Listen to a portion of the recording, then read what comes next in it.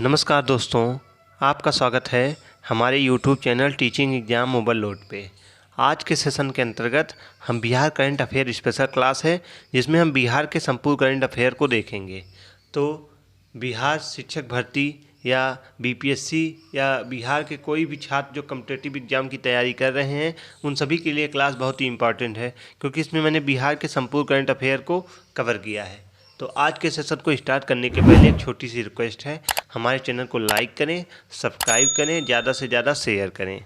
चलिए बिना किसी देरी के आज के सेशन को हम स्टार्ट करते हैं। तो सबसे पहले हमें बिहार की सामान्य जानकारी के बारे में पता होना चाहिए। तो बिहार की सामान्य जानकारी में सबसे पहले इसका राज्य का नाम क्या है? बिहार है। इसके राज्य का नाम बिहार है। यह माना जाता है कि इस क्षेत्र में बौद्ध मठों बिहारों की बहुतायात के कारण इस क्षेत्र का नाम बिहार रखा गया था। तो सबसे पहला प्रश्न यही बन सकता है, बिहार का नाम बिहार क्यों पड़ा? तो बिहार का नाम यह माना जाता है कि क्षेत्र में बौद्ध मठों बिहारों की बहुतायात के कारण इस क्षेत्र का नाम बिहार रखा गया था। ठीक, उसके बाद उल्लेखनीय यह है कि प्राचीन काल में यह क्षेत्र बौद्ध धर्म का प्रमुख केंद्र था। तो उल्लेखनीय है कि प्राचीन काल से ही यह क्षेत्र बौद्ध धर्म का प्रमुख केंद्र था। बिहार का राज्य दिवस कब होता है? 22 मार्च 1912 को ठीक बनाया गया था। इसकी राज्य की राजधानी क्या थी? पटना। प्राचीन काल में अभी पटना है बिहार की राजधानी। प्राचीन काल में पाटलिपुत्र थी, पुष्पपुर, कुसुमपुर और अजीमाबाद अन्य नाम रहे हैं। तो प्राचीन में इनके कई राजधानियाँ कई थी, जैसे पाटलिपुत्र, पुष्पपुर, कुसुमपुर, अजीमाबाद अन्य नाम थे। लेकिन वर्तमान में बिहार की राजधानी पटना है और 22 मार्च 1912 को स्थापित किया गया था, यानी इसको मनाया जाता है बिहार दिवस। चलिए आगे हम देखते हैं। अब अगला पॉइंट बनता है मधुबनी पेंटिंग। तो पटना उच्च न्यायालय ने मधुबनी पेंटिंग कलाकारों की दुर्दशा का संज्ञान लिया। तो पटना उच्च न्यायालय ने मधुबनी पेंटिंग कलाकारों की दुर्दशा का संज्ञान लिया। कलाकारों को जीआई टैग 2005 में, तो कलाकारों को जीआई टैग कब मिला था? 2005 के लिए। उनकी उचित रॉयल्टी से वंचित किया जाता है। जनहित याचिका आत्मबोध द्वारा दायर की गई थी, जो एक गैर लाभकारी संगठन है। तो मधुबनी पेंटिंग कहाँ की है? बिहार की है। बिहार में एक जिला भी है मधुबनी। और पटना उच्च न्यायालय ने मधुबनी पेंटिंग कलाकारों की दुर्दशा का संज्ञान लिया। कलाकारों को जीआई टैग 2005 के लिए उनकी उचित रॉयल्टी से वंचित किया जाता था। जनहित याचिका आत्मबोध द्वारा दायर की गई थी, जो एक गैर लाभकारी संगठन था। चलिए, जो आप देख रहे हैं इसी को हम मधुबनी पेंटिंग कहते हैं। इसमें कई चित्रकारी बनाई जाती है। तो बिहारी साहित्य की पुस्तक, तो समीर कुमार महासेठ द्वारा जारी किया गया था। बिहार साहित्य की जो पुस्तक थी समीर कुमार महासेठ द्वारा जारी किया गया था। अभय कुमार कवि राजनयिक द्वारा संपादित किया गया था। तो समीर कुमार महासेठ द्वारा जारी किया गया, अभय कुमार कवि राजनयिक द्वारा संपादित किया गया था बिहारी साहित्य की पुस्तक। चलिए अगला बिंदु देखते हैं, एम्स दरभंगा। एम्स दरभंगा के बारे में हम देखते हैं। तो इसका स्थान जो है शोभन दरभंगा में है। कहाँ पे? शोभन दरभंगा में है। बिहार में दूसरा एम्स है। केंद्रीय बजट 2015-16 में इसको शामिल किया गया था। 15 सितंबर 2020 को केंद्रीय मंत्रिमंडल ने दरभंगा में 750 बेड वाले एम्स लागत में 1264 करोड़ रुपए को मंजूरी दी थी। निर्धारित इसका क्षेत्र है 150 एकड़। बिहार का पहला एम्स पटना में है। तो ठीक, तो एम्स दरभंगा जो है या इसका स्थान जो है शोभन दरभंगा में है। बिहार में यह दूसरा एम्स है। केंद्रीय बजट 2015-16 में इसको शामिल किया गया। 15 सितंबर 2020 को केंद्रीय मंत्रिमंडल ने दरभंगा में 750 बेड वाले एम्स लागत एवं 1264 करोड़ रुपए को मंजूरी दी थी। और इसका जो निर्धारित क्षेत्र था 150 एकड़ था। बिहार का पहला जो एम्स है वह पटना में है, दूसरा कहाँ पे है? दरभंगा में है, शोभन दरभंगा में। ठीक, जो आप लोग फिगर में देख भी रहे होंगे इसी को कहते हैं दरभंगा एम्स। 150 एकड़ में फैला हुआ है। चलिए अगला प्रश्न देखते हैं, पटना में G20 की बैठक। तो पटना में आयोजित किया गया था 22-23 जून 2023 को। पटना में जो G20 की बैठक हुई थी यह 22 से 23 जून 2023 को आयोजित की गई थी। स्थान था सम्राट अशोक कन्वेंशन सेंटर। सम्राट अशोक कन्वेंशन सेंटर था। G20 आयोजन के लिए नोडल एजेंसी कला और संस्कृति विभाग है। तो G20 आयोजन के लिए जो नोडल एजेंसी है उसको कला और संस्कृति विभाग है। ठीक, तो G20 कब पटना में आयोजित की गई थी? 22 से 23 जून 2023 को। स्थान कहाँ था? सम्राट अशोक कन्वेंशन सेंटर। G20 आयोजन के लिए नोडल एजेंसी कला और संस्कृति विभाग था। तो इम्पॉर्टेंट प्रश्न है, पेपर में प्रश्न बनेगा। वेतन और भत्तों में वृद्धि। तो मंत्रियों के वेतन और भत्तों में से 30 से 35 हज़ार रुपये प्रति माह की वृद्धि की जाएगी। नया वेतन जो होगा लगभग 2.65 लाख प्रति माह होगा। कितना होगा? 2.65 लाख प्रति माह होगा। अब मंत्रियों के वेतन और भत्तों में 30 से 35 हज़ार रुपये की प्रति माह की वृद्धि की जाएगी और नया वेतन अब लगभग 2.65 लाख प्रति माह होगा। ठीक, चलिए अब आगे देखते हैं अगला बिंदु। विद्या दीदी। विद्या दीदी इम्पॉर्टेंट है, इसके बारे में देखते हैं हम।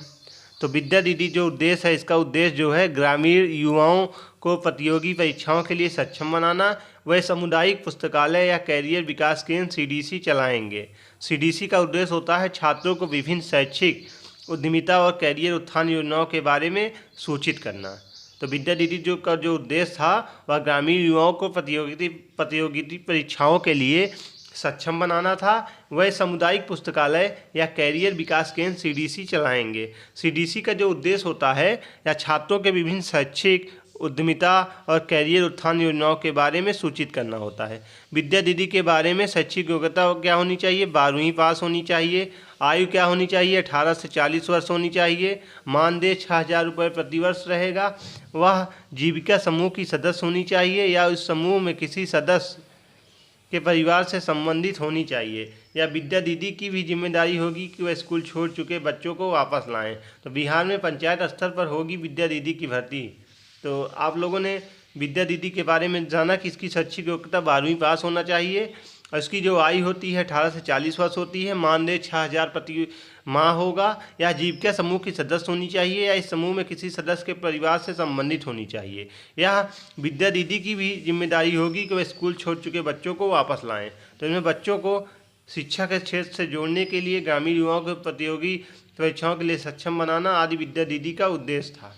तब विद्या दीदी इम्पॉर्टेंट टॉपिक था, इसको हमने देखा। अब हम बिहार दिवस के बारे में देखते हैं। तो बिहार दिवस 2023 जो हुआ, इसकी स्थापना 22 मार्च को मनाया जाता है। तो बिहार स्थापना दिवस कब मनाया जाता है? 22 मार्च को मनाया जाता है। इसकी थीम क्या है 2023 की बिहार की? युवा शक्ति बिहार की प्रगति। यानी युवाओं के ऊपर जोर दिया जाएगा, युवा शक्ति बिहार की प्रगति में मानव, यानी उनको अच्छी शिक्षा दी जाए ताकि बिहार की प्रगति हो सकता है। तो बिहार स्थापना दिवस 22 मार्च को मनाया जाता है। इसकी थीम 2023 में जो है युवा शक्ति बिहार की प्रगति।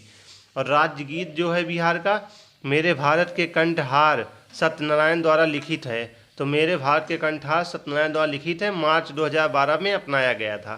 तो बिहार की जो राज्य गीत है मेरे भारत के कंठहार सत्यनारायण द्वारा लिखित, मार्च 2012 में अपनाया गया। बिहार राज्य की जो प्रार्थना है मेरे रफ्तार पे सूरज की किरण नाच करे। मेरे रफ्तार पे सूरज की किरण नाच करे, बिहार राज्य की प्रार्थना है। ठीक, 2023 में इसका 111वां गठन वर्ष है। तो 2023 इसका कैसा गठन वर्ष है? 111वां गठन वर्ष है। इसको भी आप लोग इम्पॉर्टेंट है, याद रखिएगा, पेपर में पूछा जा सकता है। वहीं 22 मार्च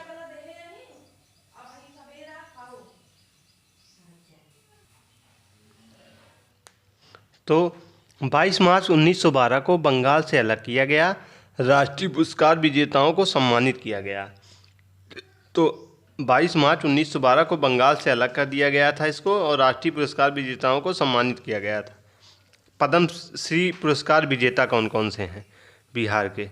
तो इनमें सुभद्रा देवी मधुबनी, ठीक, कपिल देव प्रसाद नालंदा और आनंद कुमार पटना के हैं। तो पद्मश्री पुरस्कार कौन कौन पाए हैं? सुभद्रा देवी मधुबनी से, कपिल देव प्रसाद नालंदा से, आनंद कुमार पटना से।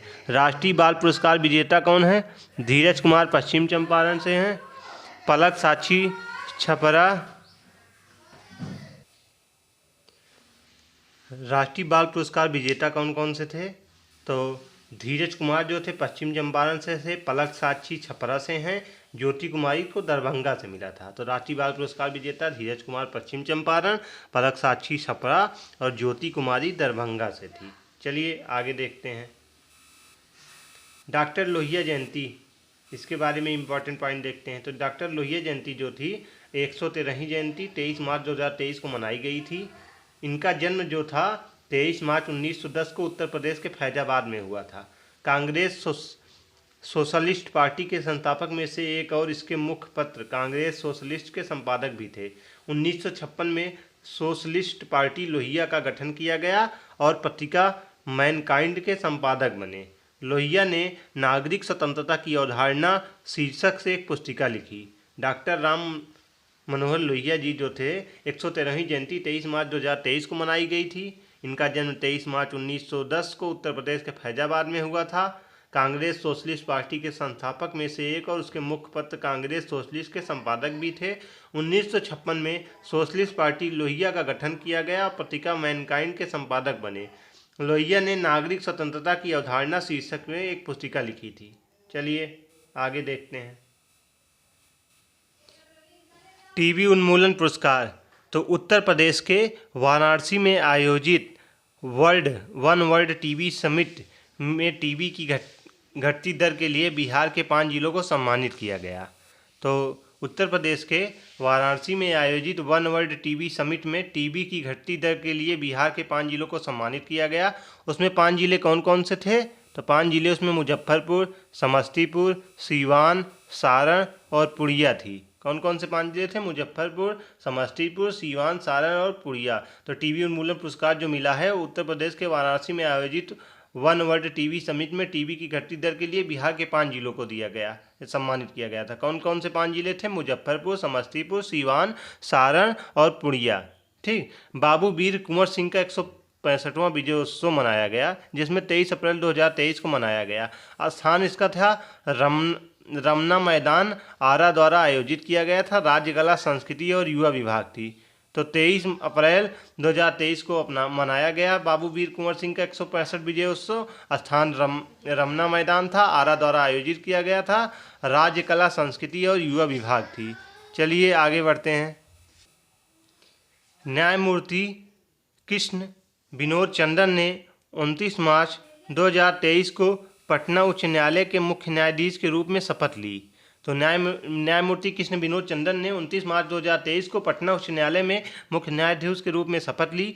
पटना उच्च न्यायालय के 44वें मुख्य न्यायाधीश के रूप में शपथ ली। तो पटना उच्च न्यायालय के 44वें मुख्य न्यायाधीश के रूप में शपथ ली इन्होंने। और शपथ ग्रहण मंत्री राजेंद्र विश्वनाथ आलेंकर बिहार के राज्यपाल हैं। तो शपथ ग्रहण मंत्री राजेंद्र विश्वनाथ आलेंकर बिहार के राज्यपाल, उनका कार्यकाल अप्रैल 2025 में समाप्त होगा। तो इनका कार्यकाल अप्रैल 2025 में समाप्त होगा। न्यायमूर्ति कृष्ण विनोद चंद्रन ने 29 मार्च 2023 को पटना उच्च न्यायालय में मुख्य न्यायाधीश के रूप में शपथ ली और उच्च न्यायालय के 44वें मुख्य न्यायाधीश के रूप में इन्होंने शपथ ली है। तो इम्पॉर्टेंट प्रश्न है, पेपर में पूछा जा सकता है। चलिए अब हम अगला बिंदु मर्चा राइस के बारे में देखते हैं। तो मर्चा राइस जो है या पश्चिम चंपारण में मिर्चा चावल को जीआई टैग से सम्मानित किया गया है।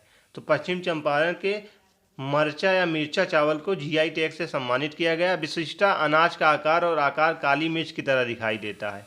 तो इसके अनाज का जो आकार होता है काली मिर्च की तरह दिखाई देता है। सुगंध, स्वाद और सुगंधित चूरा चावल के गुच्छे बनाने के गुणों के लिए प्रसिद्ध है। तो इसका सुगंध और स्वाद और सुगंधित चूरा या चावल के गुच्छे बनाने के लिए गुणों के लिए या प्रसिद्ध है। इससे पहले बिहार के जर्दालू आम, कतरनी चावल, शाही लीची, मगही पान और मिथिला मखाना को भी जीआई टैग मिल चुका है। तो यह इम्पॉर्टेंट प्रश्न है, पेपर में पूछा जा सकता है। हाल ही में अभी किसको जीआई टैग मिला? तो मर्चा राइस को मिला। ठीक। इसकी विशिष्टता क्या होती है? तो यह अनाज का आकार और आकार काली मिर्च की तरह दिखाई देता है। इसकी सुगंध, स्वाद और सुगंधित चूरा चावल के गुच्छे बनाने के गुणों के लिए यह प्रसिद्ध है। और यह पश्चिम चंपारण के मिर्चा चावल को जीआई टैग मिला। तो कहाँ पे मिला? पश्चिम चंपारण के मर्चा राइस या मिर्चा चावल को मिला। और इससे पहले बिहार में किसको किसको मिल चुका है जीआई टैग? तो जर्दालू आम को मिल चुका है। जर्दालू आम के साथ कतरनी चावल को मिल चुका है। कतरनी चावल के अलावा शाही लीची को मिल चुका है। शाही लीची के बाद मगही पान को मिल चुका है। मिथिला मखाना को मिल चुका है। मिथिला मखाना को मिल चुका है, तो इन सबको भी जीआई टैग मिल चुका है। जर्दालू आम, कतरनी चावल, शाही लीची, मगही पान, मिथिला मखाना आदि को भी जीआई टैग मिल चुका है। तो अभी हाल में किसको मिला है, आप प्रश्न इंपॉर्टेंट है तो पेपर में पूछा जा सकता है, इसको आप लोग इंपॉर्टेंट में स्टार लगा लीजिएगा। चलिए, अगर आप इसका पीडीएफ प्राप्त करना चाहते हैं तो डिस्क्रिप्शन में मैंने टेलीग्राम की लिंक दी है, आप लोग टेलीग्राम पे ज्वाइन हो जाइए। आपको क्लास के 4 से 5 घंटे बाद पीडीएफ प्रोवाइड कर दी जाती है। और अगर आप बिहार शिक्षक भर्ती की प्रॉपर तरीके से टॉपिक वाइज तैयारी करना चाहते हैं तब भी हमारे चैनल को सब्सक्राइब कीजिए। हमारे चैनल पर बिहार शिक्षक भर्ती की प्रॉपर तरीके से आपको टॉपिक वाइज क्लासेज मिलेंगी। डेली आपको मॉर्निंग में 6-6:30 PM पे 6:30 बजे आपको करंट अफेयर की क्लास मिलेगी और उसके बाद प्रैक्टिस सेट भी कराया जाएगा बिहार शिक्षक भर्ती की। तो आप लोग हमारे चैनल को सब्सक्राइब कर लीजिए। चलिए, जहरीली शराब से मौतें। तो राष्ट्रीय मानवाधिकार आयोग NHRC ने हाल ही में नकली शराब से हुई मौतों पर बिहार सरकार को नोटिस जारी किया है। तो जहरीली शराब से जो मौतें हुई हैं अभी हाल ही में, इस पर राष्ट्रीय मानवाधिकार आयोग NHRC ने हाल ही में नकली शराब से हुई मौतों पर बिहार सरकार को नोटिस जारी किया है। राज्य को 6 सप्ताह के भीतर रिपोर्ट करना होगा। तो राज्य को 6 सप्ताह के भीतर रिपोर्ट करना है। NHRC ने 16 अप्रैल 2023 को इस मामले पर मीडिया रिपोर्ट को सत्ता संज्ञान में लिया। बिहार ने भारतीय संविधान के अनुच्छेद 47 से प्रेरणा लेते हुए अप्रैल 2016 में राज्य में पूर्ण शराबबंदी लागू की। तो बिहार ने भारतीय संविधान के अनुच्छेद 47 से प्रेरणा लेते हुए अप्रैल 2016 से राज्य में पूर्ण शराबबंदी लागू की है। ठीक, तो यह इंपॉर्टेंट है, पेपर में पूछा जा सकता है। चलिए अगला बिंदु देखते हैं, विकिरण की निगरानी। तो पटना में स्थापित है। गामा स्थलीय विकिरण स्तरों को रिकॉर्ड करने के लिए है। भाभा परमाणु अनुसंधान केंद्र BRC मुंबई द्वारा स्वदेशी रूप से विकसित है। पूर्वी भारत में इस तरह की पहली स्थापना है। वाल्मीकि नगर, पुड़िया, भागलपुर और गया में 4 और उपकरण लगाए जाएंगे। इसका उपयोग होगा पृष्ठभूमि पर्यावरणीय विकिरण, स्थलीय विकिरण के साथ साथ ब्रह्मांडीय मूल के अध्ययन के लिए। तो विकिरण की निगरानी कौन करेगा, पटना में स्थापित है। गामा स्थलीय विकिरण स्तरों को रिकॉर्ड करने के लिए होता है। भाभा परमाणु अनुसंधान केंद्र BRC मुंबई द्वारा स्वदेशी रूप से विकसित होता है। पूर्वी भारत में इस तरह की पहली स्थापना होगी। वाल्मीकि नगर, पुड़िया, भागलपुर और गया में 4 और उपकरण लगाए जाएंगे। इसका उपयोग पृष्ठभूमि पर्यावरणीय विकिरण, स्थलीय विकिरण के साथ साथ ब्रह्मांडीय मूल के अध्ययन के लिए उपयोग किया जाता है। चलिए नेक्स्ट, अब हम बिहार के चुनाव के लिए राज्य आइकन के बारे में देखते हैं। तो मोनिका दास द्वारा बनाया गया बिहार राज्य चुनाव आयोग। तो मोनिका दास द्वारा बनाया गया बिहार राज्य चुनाव, और कारण क्या है इसका, तो चुनाव प्रक्रिया में ट्रांसजेंडर समुदाय की सक्रिय भागीदारी सुनिश्चित करना है। तो यानी मोनिका दास जो है एक ट्रांसजेंडर हैं, इनको बिहार राज्य चुनाव आयोग का आइकन बनाया गया है। इंपॉर्टेंट प्रश्न है, पेपर में छपेगा, क्योंकि इनको या ट्रांसजेंडर भी हैं तो इनको बिहार चुनाव के लिए राज्य का आइकन बनाया गया है। और इसका कारण है चुनाव प्रक्रिया में ट्रांसजेंडर समुदाय की सक्रिय भागीदारी सुनिश्चित करना। लोकप्रिय रूप से बिहार के स्टाइलिश ट्रांसजेंडर के रूप में जाना जाता है। इनको लोकप्रिय रूप से बिहार के स्टाइलिश ट्रांसजेंडर के रूप में जाना जाता है। भारत के पहले ट्रांसजेंडर बैंकर थे। कौन थे, बेकर थे, ठीक, बैंकर थे। पिछले दिनों में मोनिका दास बिहार विधानसभा आम चुनाव 2020 में राज्य की पहली ट्रांसजेंडर पीठासीन अधिकारी बनी थी। तो पिछले दिनों मोनिका दास बिहार विधानसभा आम चुनाव 2020 में राज्य की पहली ट्रांसजेंडर भी बनी थी। चलिए बिहार के सामान्य जानकारी, राज्य का नाम बिहार है और यह माना जाता है क्षेत्र में बौद्ध मठों बिहारों बहुतायात के कारण क्षेत्र का नाम बिहार रखा गया। उल्लेखनीय है कि प्राचीन काल से ही यह क्षेत्र बौद्ध धर्म का प्रमुख केंद्र था। राज्य दिवस जो है 22 मार्च 1912 को मनाया जाता था, स्थापित हुआ था। तो अब 22 मार्च को बिहार राज्य दिवस मनाया जाता है। इस बार 111वां वर्षगांठ मनाया गया। और राज्य की राजधानी पटना है। प्राचीन काल में पाटलिपुत्र, पुष्पपुर, कुसुमपुर और अजीमाबाद अन्य नाम रहे हैं। नेपाल की सीमा से लगे जिले, तो बिहार में नेपाल की सीमा से लगे कौन कौन से जिले आते हैं, आइए देखते हैं। 7 जिले आते हैं। पश्चिम चंपारण, पूर्वी चंपारण, सीतामढ़ी, मधुबनी, सुपौल, अररिया और किशनगंज। तो नेपाल की सीमा से लगे बिहार के कौन कौन से जिले हैं? 7 जिले हैं। पश्चिम चंपारण, पूर्वी चंपारण, सीतामढ़ी, मधुबनी, सुपौल, अररिया और किशनगंज। वहीं उत्तर प्रदेश की सीमा से लगा जिला कौन कौन सा है? तो 8 जिले लगे हुए हैं उत्तर प्रदेश से। रोहतास, कैमूर, बक्सर, भोजपुर, सारण, सीवान, गोपालगंज और पश्चिम चंपारण। तो उत्तर प्रदेश की सीमा से लगा हुआ जिला 8 है। रोहतास, कैमूर, बक्सर, भोजपुर, सारण, सीवान, गोपाल और पश्चिम चंपारण। वहीं पश्चिम बंगाल की सीमा से लगे 3 जिले हैं। कौन कौन से? किशनगंज, पूर्णिया और कटिहार। तो पश्चिम बंगाल की सीमा से लगे जिले 3 हैं, किशनगंज, पूर्णिया और कटिहार। झारखंड की सीमा से लगे जिले कितने हैं? तो 8 जिले हैं। कौन कौन से? भागलपुर, बांका, जमुई, नवादा, गया, औरंगाबाद, रोहतास और कटिहार। तो झारखंड की सीमा से लगे 8 जिले कौन कौन से हैं? भागलपुर, बांका, जमुई, नवादा, गया, औरंगाबाद, रोहतास और कटिहार। चलिए अब हम आगे बिहार की राजधानी पटना से सटे जिला कौन कौन सा है? तो बिहार की राजधानी पटना से सटे जिले जो हैं इसमें 9 जिले हैं टोटल। अरवल, जहानाबाद, नालंदा, लखीसराय, बेगूसराय, समस्तीपुर, वैशाली, सारण, भोजपुर। तो बिहार के राजधानी पटना से सटे हुए जिले टोटल 9 हैं। अरवल, जहानाबाद, नालंदा, लखीसराय, बेगूसराय, समस्तीपुर, वैशाली, सारण, भोजपुर। वहीं क्षेत्रफल की दृष्टि से सबसे बड़ा जिला कौन सा है? तो पश्चिम चंपारण है। क्षेत्रफल की दृष्टि से बिहार का सबसे बड़ा जिला कौन सा है? तो पश्चिम चंपारण। कौन? इसको इम्पॉर्टेंट है, आप लोग याद कर लीजिएगा, पश्चिम चंपारण। ठीक, चलिए आगे बढ़ते हैं। वहीं क्षेत्रफल की दृष्टि से सबसे छोटा जिला कौन सा है? तो सबसे छोटा जिला शिवहर है। और उत्तरी जिला कौन सा है? पश्चिम चंपारण है। दक्षिणी जिला गया है और पश्चिमी जिला कैमूर है। सबसे पूर्वी जिला किशनगंज है। तो यह इंपॉर्टेंट है, इसको आप लोग याद कर लीजिएगा। क्षेत्रफल की दृष्टि से सबसे बड़ा जिला पश्चिम चंपारण है। क्षेत्रफल की दृष्टि से सबसे छोटा जिला शिवहर है। उत्तरी जिला को हम पश्चिमी चंपारण कहते हैं, दक्षिणी जिला को हम लोग गया कहते हैं, पश्चिमी जिला को हम लोग कैमूर कहते हैं, सबसे पूर्वी जिला को किशनगंज कहते हैं। तो उत्तर में उत्तर जिला पश्चिमी चंपारण, दक्षिण जिला गया, पश्चिम जिला कैमूर और पूर्वी जिला किशनगंज। सबसे बड़ा जिला क्षेत्रफल की दृष्टि से तो पश्चिम चंपारण और सबसे क्षेत्रफल की दृष्टि से सबसे छोटा जिला शिवहर हो गया। इंपॉर्टेंट है, आप लोग इसको याद कर लीजिएगा। यहाँ की राज्य जलवायु कैसी होती है? तो मानसून होता है। सामान्य वर्षा कितनी होती है? तो 1205 मिलीमीटर वर्षा होती है, 1205।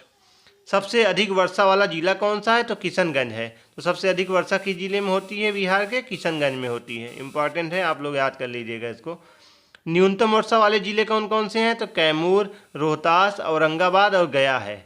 तो न्यूनतम वर्षा वाले जिले जो हैं कैमूर, रोहतास, औरंगाबाद और गया है। सबसे गर्म जगह कौन सी है? गया है। तो सबसे गर्म जगह गया। न्यूनतम वर्षा वाले जिले कैमूर, रोहतास, औरंगाबाद और गया। सबसे अधिक वर्षा वाला जिला किशनगंज।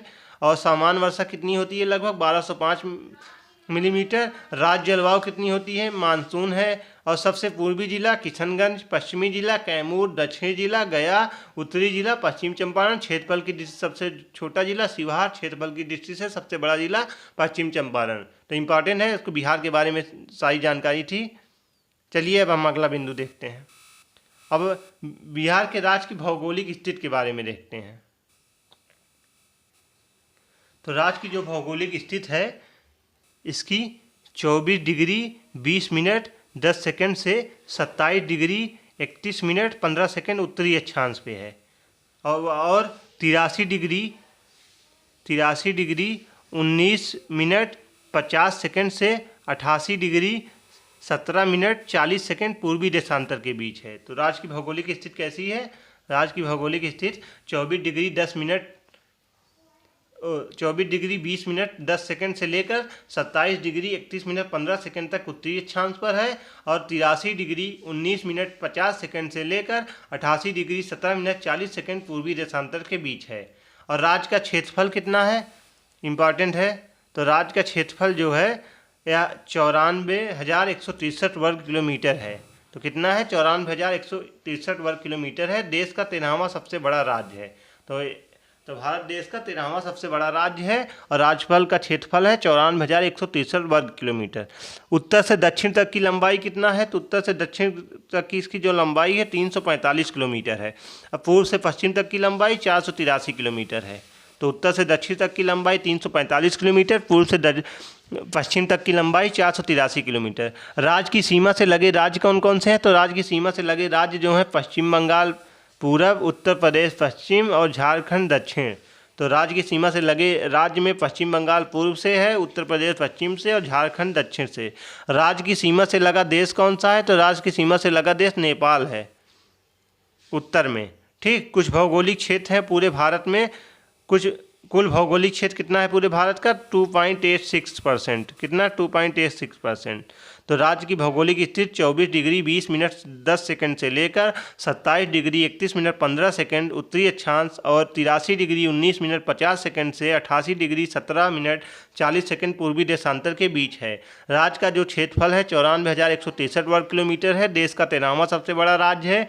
उत्तर से दक्षिण तक की लंबाई 345 किलोमीटर, पूर्व से पश्चिम तक की लंबाई 483 किलोमीटर। राज्य की सीमा से लगे राज्य कौन कौन से हैं? तो पश्चिम बंगाल पूर्व से, उत्तर प्रदेश पश्चिम से और झारखंड दक्षिण से।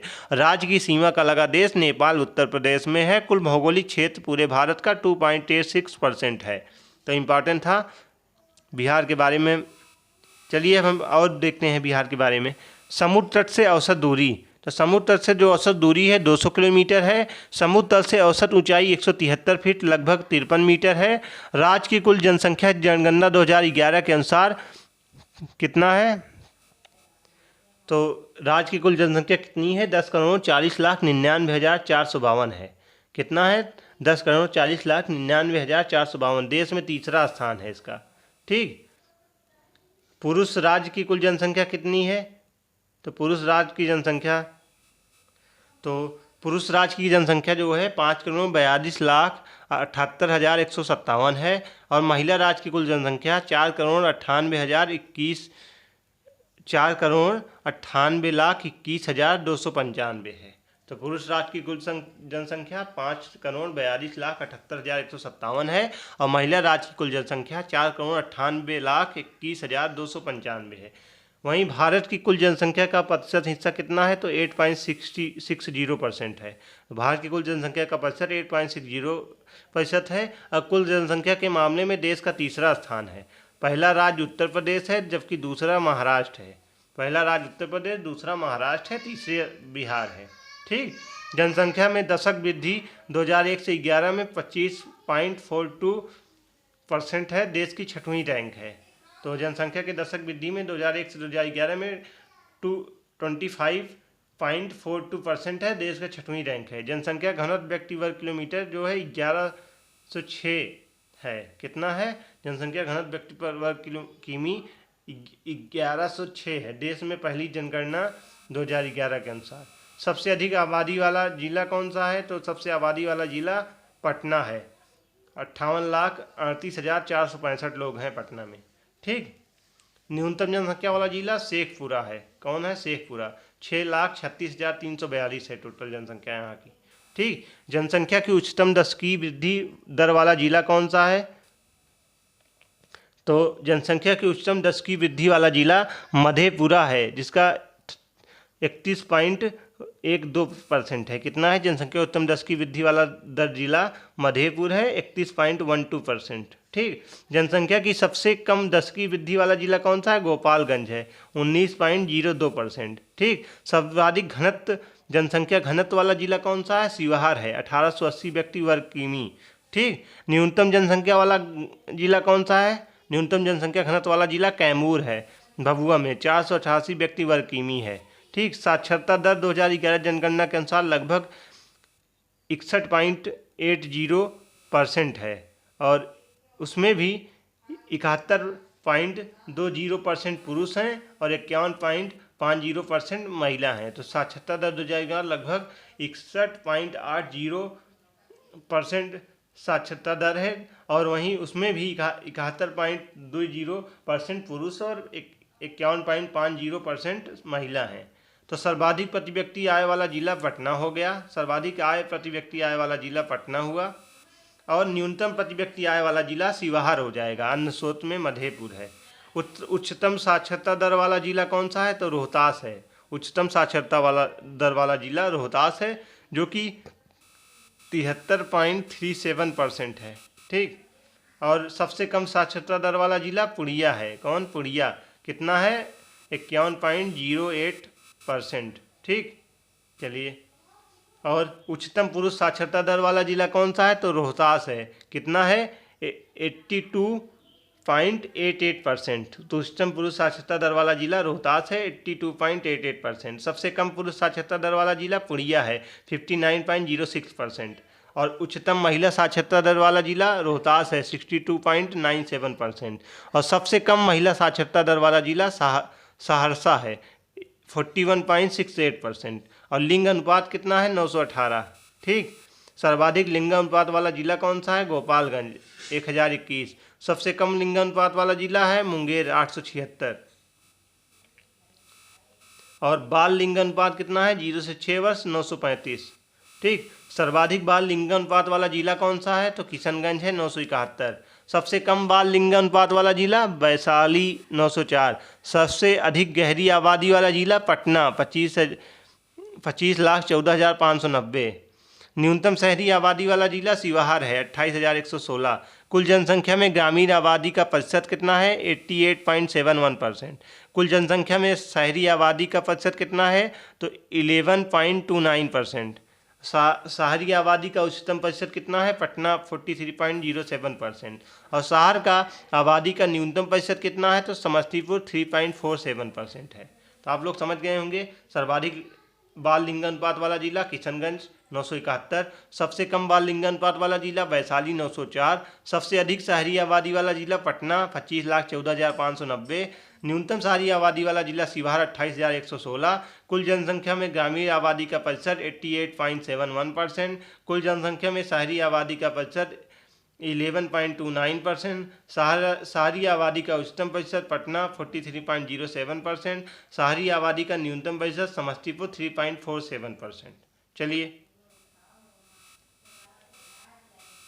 अनुसूचित जाति SC कुल आबादी कितना है? तो कुल आबादी है 15.9%। और उच्चतम अनुसूचित जाति आबादी वाला जिला कौन सा है? गया है। कितना है? 13,343,051। ठीक,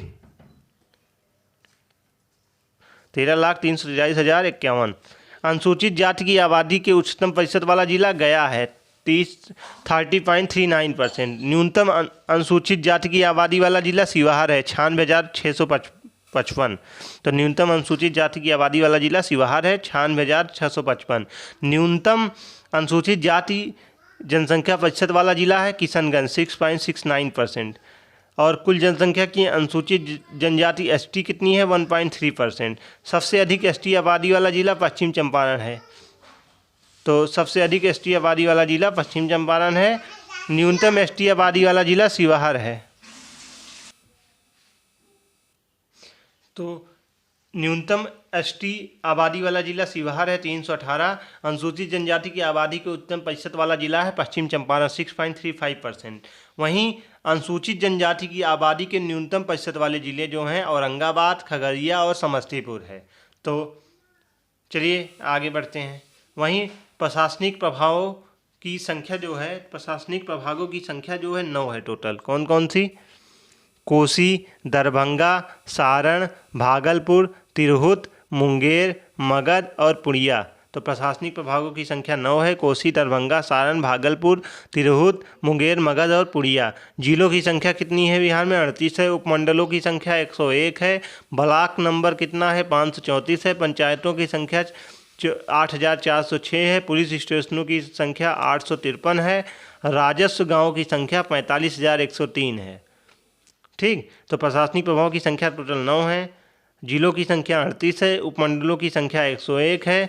ब्लॉक नंबर 534 है। पंचायतों की संख्या 84 और 8,406 है। पुलिस स्टेशनों की संख्या 853 है। राजस्व गाँव की संख्या 45,105 है। 45,103 है। अगर आप इसका PDF प्राप्त करना चाहते हैं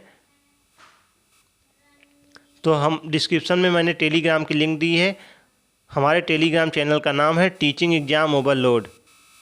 टीचिंग एग्ज़ाम ओवरलोड, आप लोग उस पर ज्वाइन हो जाइए, आपको PDF प्रोवाइड कर दी जाएगी क्लास के 4 घंटे बाद। ठीक, वहीं अगर आप बिहार शिक्षक भर्ती की तैयारी कर रहे हैं, हमारे चैनल को सब्सक्राइब कर लीजिए। हमारे चैनल पर आपको मॉर्निंग में डेली सुबह 6:30 बजे करंट अफेयर की क्लास मिलेगी, जिसमें पूरे 1 साल के करंट अफेयर में डेली आज से कवर करूँगा। आज बिहार स्पेशल क्लास थी, कल से मैं भारत के भी करंट अफेयर को कवर करूँगा।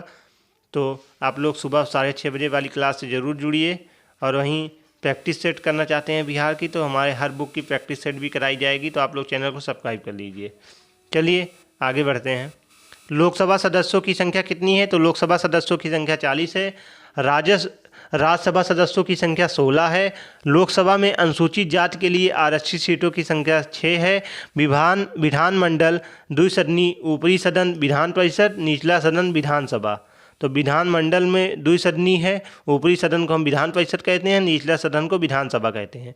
विधानसभा सदस्यों की संख्या 243 है। विधान परिषद सदस्यों की संख्या 75 है। और इसका जो राज्य प्रतीक है बोधि वृक्ष है, 2 स्वास्थ्यों के बीच स्थित है। आधिकारिक भाषा इसकी जो है हिंदी है। तो लोकसभा सदस्यों की संख्या 40 है। राज्यसभा सदस्यों की संख्या 16 है। लोकसभा में अनुसूचित जाति के लिए आरक्षित सीटों की संख्या 6 है। विधानमंडल द्विसदनी, ऊपरी सदन को हम विधान परिषद कहते हैं, निचले सदन को विधानसभा कहते हैं। विधानसभा सदस्यों की संख्या 243 है। विधान परिषद की सदस्यों की संख्या 75 है। और वहीं इसका जो राज्य प्रतीक है बोधि वृक्ष है, जो स्वास्थ्यों के बीच स्थित है। आधिकारिक भाषा जो इसकी है हिंदी है। दूसरी आधिकारिक भाषा जो इसकी है उर्दू है।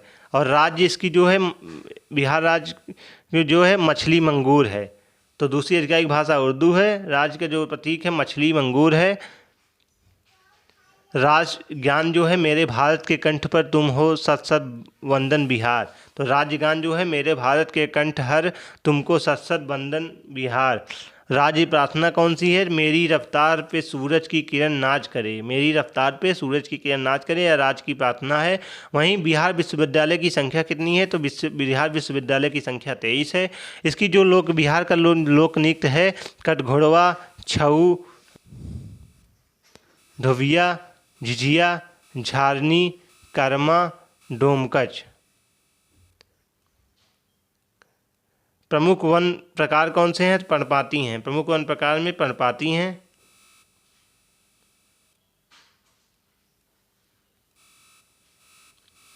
वहीं सरकारी अस्पताल में आने वाले मरीजों को दवा देने के मामले में बिहार राजस्थान के बाद दूसरे स्थान पर है। तो सरकारी अस्पताल में आने वाले मरीजों को दवा देने के मामले में बिहार राजस्थान के बाद दूसरे स्थान पर है।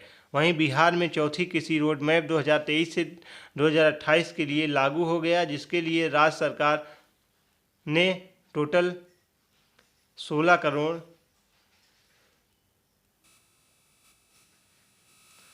रुपए लगभग खर्च करेगी। वहीं राष्ट्रीय हरित अधिकरण NGT ने ठोस और तरल कचरे का वैज्ञानिक रूप से प्रबंधन करने में नाकाम रहने के लिए बिहार पर 4,000 करोड़ रुपए का जुर्माना लगाया है। तो राष्ट्रीय हरित अधिकरण NGT ने ठोस और तरल कचरे का वैज्ञानिक रूप से प्रबंधन करने में नाकाम रहने के लिए बिहार पर 4,000 करोड़ रुपए का जुर्माना लगाया है। पटना हाई कोर्ट ने बिहार राज्य में चल रहे जाति आधारित गणना पर रोक लगा दी है। तो पटना हाई कोर्ट ने बिहार राज्य में चल रहे जाति आधारित गणना पर रोक लगा दिया है। बेगूसराय की निर्जला को राष्ट्रीय अंडर 17 कुश्ती में रजत पदक मिला। तो बेगूसराय की निर्जला को राष्ट्रीय अंडर 17 कुश्ती में रजत पदक मिला। दरभंगा के चंद्रशेखर को startup innovation in IT sector में बेस्ट अवार्ड मिला है। तो दरभंगा के चंद्रशेखर को startup innovation in IT sector में बेस्ट अवार्ड मिला है। बिहार में गरुड़ों की संख्या 720 है, जो कि देश में सर्वाधिक है। दुर्लभ प्रजाति की सोनकंठी गौरैया बिहार के मुंगेर के भीम बांध में मिली है। तो दुर्लभ प्रजाति की सोनकंठी गौरैया जो है वह बिहार के मुंगेर के भीम बांध में मिली है। बिहार में मनरेगा वर्ष 2022-23 में सबसे खराब प्रदर्शन खगड़िया का रहा है, वहीं सबसे बेहतर प्रदर्शन जमुई का रहा है। बिहार में छोटी नदियों को जोड़ने की पहली योजना बागमती बेलवाधार बूढ़ी गंडक लिंक के पहले चरण का काम इस साल पूरा हो जाएगा। बिहार में आकस्मिकता निधि का वर्ष जो है 2023-24 में 10,000 करोड़ रुपए कर दिया गया है। अब तक यह निधि 350 करोड़ रुपए थी। तो बिहार आकस्मिकता निधि को वर्ष 2023-24 में 10,000 करोड़ रुपए कर दिया गया है। अब तक यह निधि 350 करोड़ रुपए थी। केंद्र सरकार की ओर से जल जीवन सर्वेक्षण 2023 के तहत जनवरी के लिए जारी राष्ट्रव्यापी रैंकिंग में समस्तीपुर जिले को देश भर में पहला स्थान मिला है। तो केंद्र सरकार की ओर से जल जीवन सर्वेक्षण 2023 के तहत जनवरी के लिए जारी राष्ट्रव्यापी रैंकिंग में समस्तीपुर जिले को देश भर में पहला स्थान मिला है। इंपॉर्टेंट है, पूछा जा सकता है। पूर्वी चंपारण के रक्सौल से काठमांडू के बीच ट्रेन चलेगी। तो पूर्वी चंपारण के रक्सौल से काठमांडू के बीच ट्रेन चलेगी।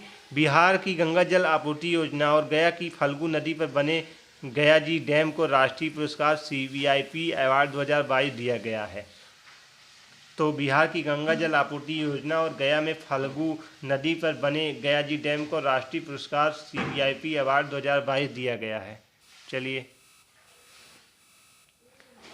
बिहार का पहला और देश का दूसरा फॉरेस्ट्री कॉलेज मुंगेर में शुरू हुआ। तो बिहार का पहला और देश का दूसरा फॉरेस्ट्री कॉलेज मुंगेर से शुरू हुआ। राजेंद्र विश्वनाथ आर्लेकर बिहार के 41वें राज्यपाल नियुक्त किए गए हैं।